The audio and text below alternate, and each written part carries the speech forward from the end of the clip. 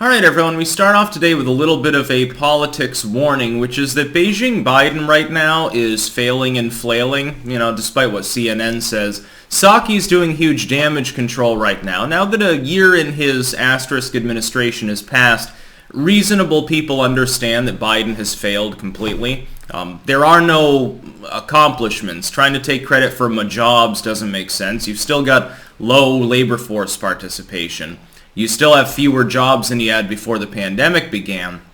Job growth was natural as some of the leaning blue states opened back up. So, that has nothing to do with Biden's policies. The so-called American Rescue Act, the inflation from that rearing its ugly head, is wiping out so much of the value of people's wages that even if you're creating jobs, if most of them aren't at least at the solid middle class level, people below that, which is most of the population, they're losing ground. Beijing Biden, therefore, I worry. My hope is this doesn't happen, and I'm not predicting, it's certain, World War III is upon us. I think that Biden might start some sort of war or conflict in order to try to distract from his failures. Now, this could be one of many things. You could see a heating of tensions over Taiwan. Biden has partially, and this has been warned against even by liberal commentators, partially abandoned the strategic position of the United States on Taiwan, which was ambiguity. Ukraine was an issue that started under Obama with the annexation of Crimea. The U.S. sat back and basically condemned it and added sanctions, but it never did the most obvious thing, which is Ukraine at the time, there was no cause for Russia to roll into Ukraine at large past Crimea. They stated at the time they weren't interested in doing so anyway. The U.S. could have easily added them to the Western sphere with a direct military cooperation, could have easily admitted them to NATO, or at least to some separate alliance directly with the U.S. Now you've got a possibility of a trifecta alliance where the U.K. takes the fore because Biden's out to lunch and says, hey, we're trying to team up with Eastern Europe. And I think part of this is that the UK got tired of being just one of the major players in the EU and now wants to be top dog of its own alliance. And Eastern and Northern Europe definitely lean towards the UK more than they do towards Berlin, with Germany seemingly siding with Russia at the moment in some ways. You do realize that the chessboard is being moved in such a way that's reminiscent of how the First and Second World Wars started. Just so that unmedicated people are aware, with a casual review of history, things are not looking particularly great right now, only this time there are nuclear weapons. Now that means it's more difficult to start hostilities, but if they start, the cost is astronomically greater if things go wrong. UK thinking of partnering directly with the Ukrainians and the Polish. Now Poland leans towards the US side of the sphere more heavily than their fellow Europeans. By the way, this is something that most people don't know. There are 3 countries in the world that have a more positive view of the U.S. than Americans do. One of them is Poland. The other 2 are Vietnam and the Philippines. The Philippines getting liberated from Spain. Vietnam, I don't fucking know why. Sorry for invading you. Now we're best friends. And then Poland. Maybe it's because the Europeans were too busy fucking each other in the ass to actually help the Polish for a very long period of time. British aside, of course. I think that Biden may decide to warmonger over Ukraine. It could be over Taiwan. It could also be over some other country. There are a whole lot of unaligned third world nations in the world that need a little bit of American freedom. They need some hamburgers and Coca-Cola. What's to stop him? The GOP, which is the opposition party, is typically pro-war, at least the neocons. The neocons can be counted on to back him if he decides to invade someone. The Democrats have become a partisan rubber stamping service for whatever Biden concocts next, so they wouldn't stand in his way. And then all of a sudden there'd be fighting going on and people would forget about the inflation. Shortages can be chalked up to the war effort, assuming that the struggle's large enough. All human misery, shut up and deal with it and be patriotic. It'd be just like Bush all over again, and Biden more and more resembles him anyway. Now, before I go further into my warning here, keep in mind down below, if you're watching this video on YouTube, there will be links to other video hosting sites that I use in a pinned comment. Keep in mind, I make exclusive content every single day on those platforms that does not go on YouTube.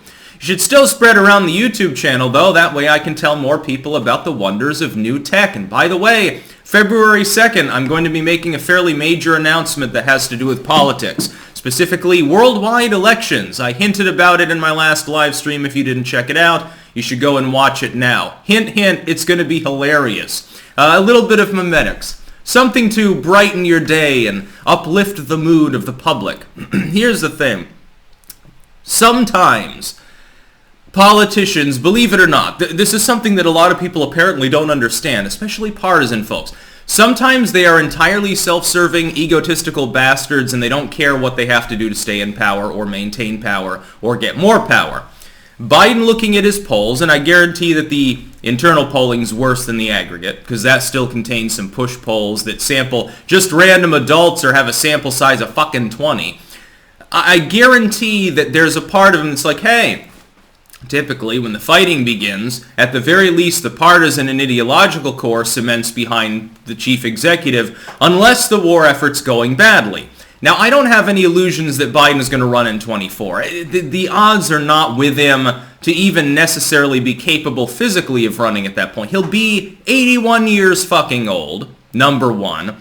Will be more demented than he is now, number two. He does not have a stutter. Look back through his speeches in the Senate. Even as VP, when he was already known as a gaffe master, he does not suffer with a stutter. He suffers from cognitive decline. Happens to the best of us, when you get up towards 80 years old, there's a very, very small chance that you're as sharp as you used to be. Biden just happens to be on the upper end of that decline.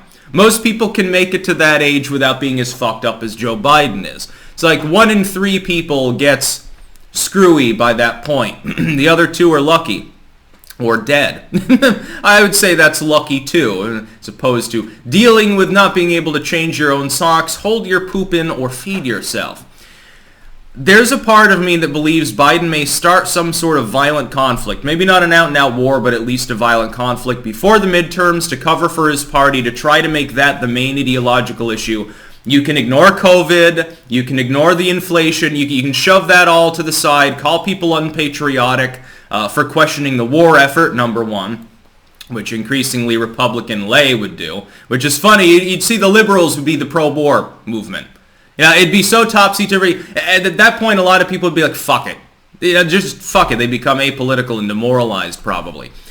In order to cement the midterms, in order to justify maybe even, by the way, hint, hint, voting shenanigans, honk, honk, which totally didn't happen before, but, we're ever vigilant about them happening in the future. There's some scuttlebutt about some NASA bill having voters' rights, John Lewis horse shit injected into it.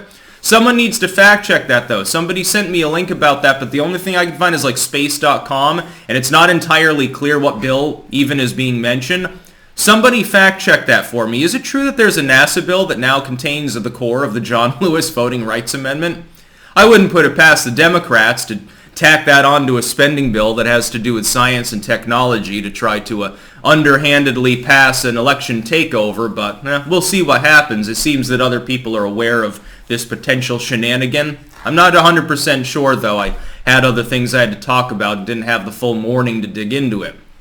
But I think that he is leaning towards the possibility of starting a conflict. Now, Russia may very well start one of its own accord in Ukraine. The problem is that Biden and before him Obama dropped the ball so completely, we can't do anything. All we can do is give aid to the Ukrainians. The time to form an alliance or a partnership or something in order to prevent Russia from invading and prevent people on both sides from dying was years ago. Trump, I guess he can get a pass because he didn't have that problem to deal with. The Crimea happens under Obama. Once Trump's gone, Biden is weak and feckless. Putin smells blood, as any reasonable imperialistic world leader would. He says, oh yeah, I guess it's go time. The dude who would actually do something left. First thing Biden does is green light Nord Stream. Well, thank you for the free money, Joe. That'll make it much easier. Selling this fuel and getting more money from the Germans and, hopefully keeping them out of the fray, because Germany does have a rather decent military, and their tanks are top of the line anyway, a Leopard tank. Keeping them out, I'll be able to go into Ukraine. The U.S. is halfway across the world. The people that could immediately respond are reluctant to respond because no posturing was done to prevent me from invading. Now, this is a little bit different from China. Of course, with China and Taiwan, you're talking about an island with a highly developed first world military against a foe that would have to use its Navy and Air Force to actually invade, and their Navy and Air Force are second tier at best. Russia is not second tier when it comes to land forces. When it comes to the missiles and rockets and tanks and artillery side of warfare, that's what Russia heavily focused on, partially because it has so many land borders. In the wake of the Cold War, they reformulated things. They never expended as much on their Navy. China went the latter route. China went the route of, hey, we're colonizing East Africa and bullying our neighbors and building shit in the Spratly. We need more ships. They're half-assed, but they're there. Russia doesn't need them. They only have a couple of warm water ports anyway. So Russia just has, 20,000 fucking tanks? Or some insane number like that?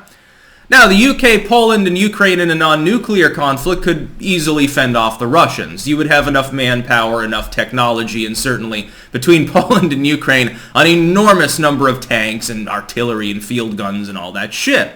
But there's no guarantee that that happens. It's just a speculative.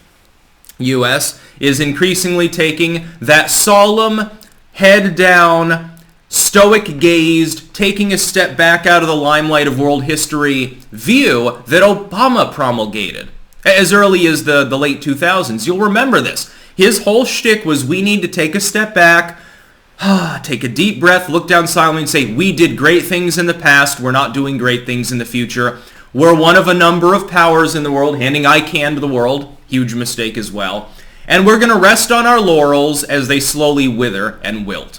Trump did a total 180 on this, and for a brief moment we were stronger. Now we've got Biden, who is straight from the school of Obama, straight from the school of let's not think big.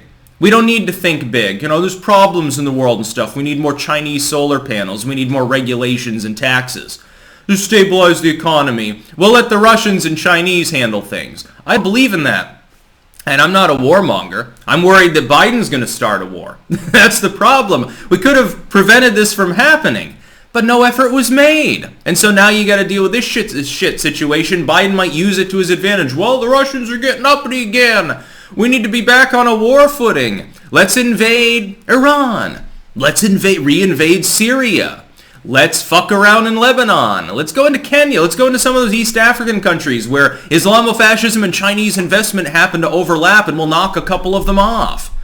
Let's bully Belarus. Joe Biden's out to lunch.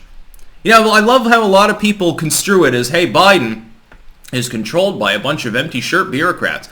Do you not think that there are military warmongers that are also helping control him? Bolton types of different names? Of course there are. They're part of the deep state. They're not really interested in, hey, we need to throw the U.S. imperialistic weight around. They don't care about conquering things. They don't care about long-term solutions and nation building. They care about stockholders.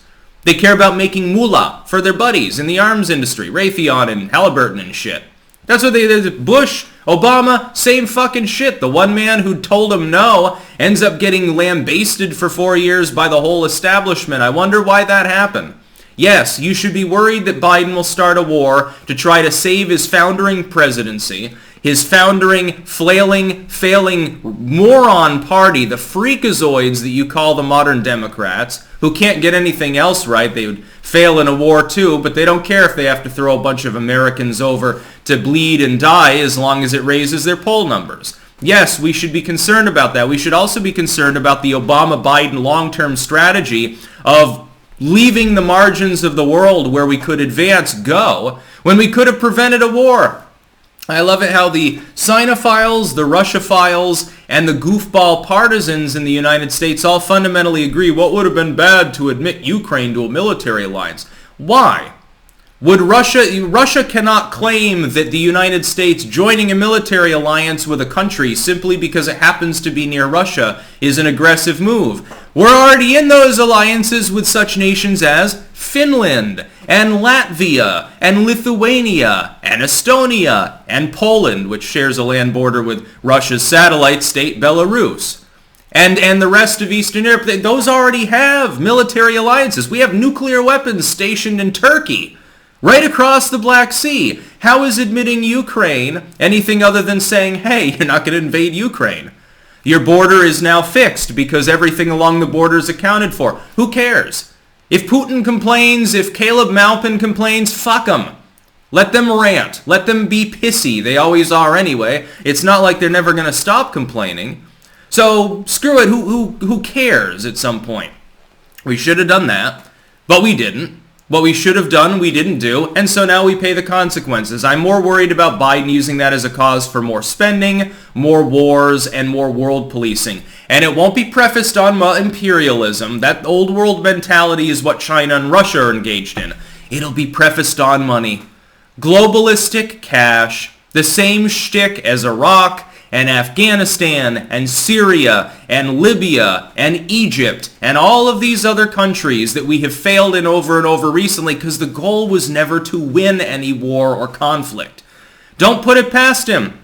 Biden has already been nonchalant about military issues as well. In closing, I'll say this. When he says, well, a little incursion to Ukraine won't cause a massive response. If he's thinking like that, then a little incursion by the U.S. into some state, well, it's not really a war, it's a conflict. We don't need Congress to declare war. We don't need to worry too much. Hey, it's just a few thousand casualties. It's just a few years we're spending in some desert or mountain range or field somewhere killing people. It's just a little thing. We got drone strikes there anyway. We put more troops into Syria. That's okay, right? I wouldn't be the least bit surprised if he tries something so underhanded. That's about all. Peace out.